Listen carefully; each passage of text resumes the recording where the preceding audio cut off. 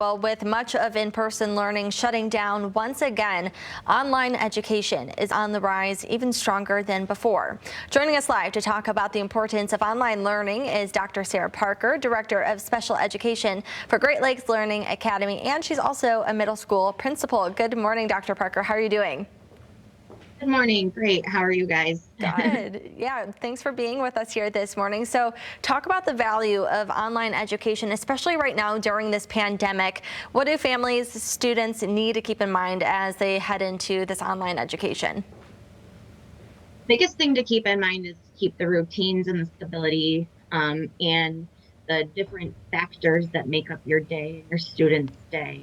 So if you wake up at a certain time every morning to go to school, make sure you continue to wake up at that time, even with online learning. Make sure that you keep the routines as stable as possible. I would even suggest making some visual schedules and trying to implement the day to the best of your ability at home, as the teachers would at school. Yeah, I think having that schedule is key to a successful online education experience. But for many families, what does online education rather provide for special education support services for families that might need that? So online education never stopped.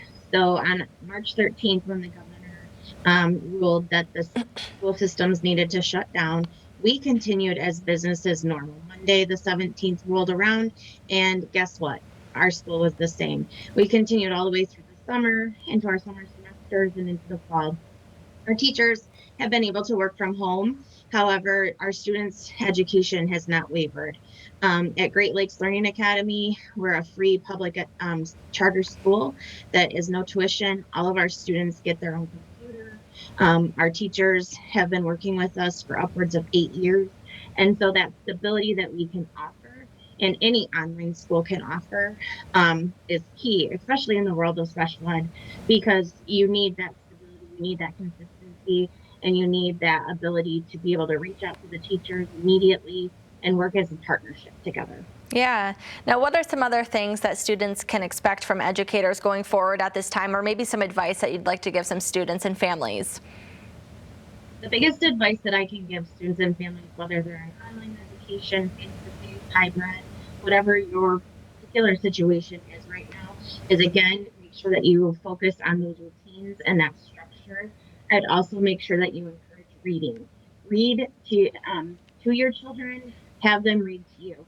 Remember that reading to your children, we ask that you read 1 to 2 grade levels higher than their ability levels, so that can help increase the fluency and comprehension.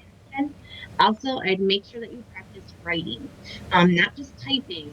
Lots of students are going to be on computers typing their English papers and their stories and sentences and those kind of things. We need to make sure that we don't lose the art of handwriting, and that we also give the students the opportunity to write their stories with pencil and paper.